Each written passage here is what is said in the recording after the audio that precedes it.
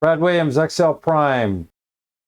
The benefits of working with Excel templates. We touched on this in an earlier session. What you can do is you can grab a pre-built template within Excel's universe of templates, and it seems as though there's 50 or 60, maybe more. But here's the suggestion. The best way to become familiar with Excel templates is just jump in and try a few. Open them up, and you can modify them, just as though I pointed out the different ways to format these any of these cells. A template has the same characteristics. Somebody else built and formatted the information. You can go in and you can change the template. Now, there's going to be a few changes, some things that look different.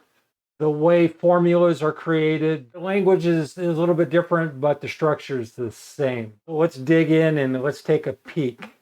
Go to File, New. Here we have some templates, and you can go through and you can pick whatever you want. Let's grab this business quote. Here's just a quote. This is a template here. You can see some simple changes. You can go in and you can put your name in here. It's just a name box. It's pre-formatted. You can put your slogan. You can change any of this information. The subtotal is straightforward, but this is a very simple template that you can go in and you can change. You can add rows, you can add columns, you can change the names. That's the template.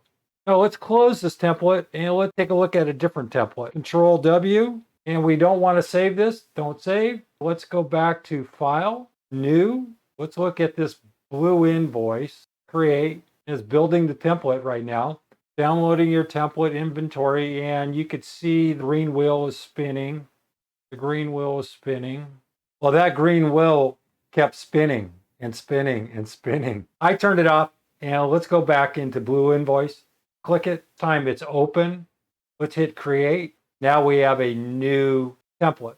You could see there's a logo, or there's a background image, and there's some color here, formula here, maybe some other calculations, but this is a basic template. You can go in, you can configure this any way you want. That's a pre-built template. You can change the colors, you can change the configurations, you can format this any way you want.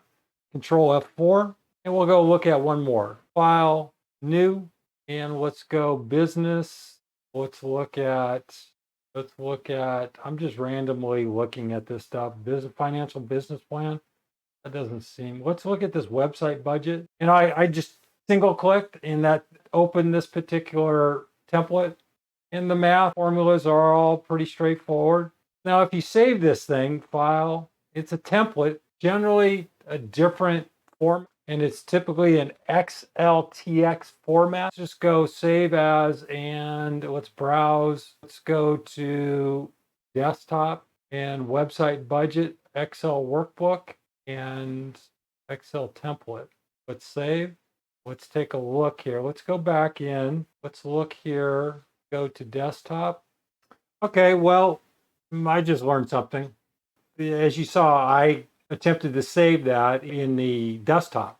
Well, it took a while. I had to search, and where a template is stored is not in the desktop because it has a different file name. I had to search. Ended up being in Documents, Custom Office Templates, and then Website Budget. Interesting. So keep in mind, if you're saving, because they have a different file type, it may not save where you want it to be saved. I'm going to delete this. I'm just going to right click and delete. I'm going to go back. I'm going to try something here. I'm going to do it live. I can always edit this out.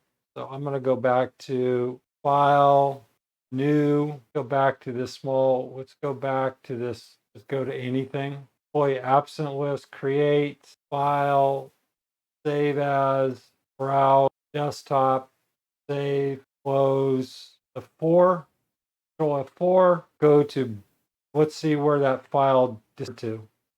Let's go to desktop, and it shows up there. Now let's open it, and it opens.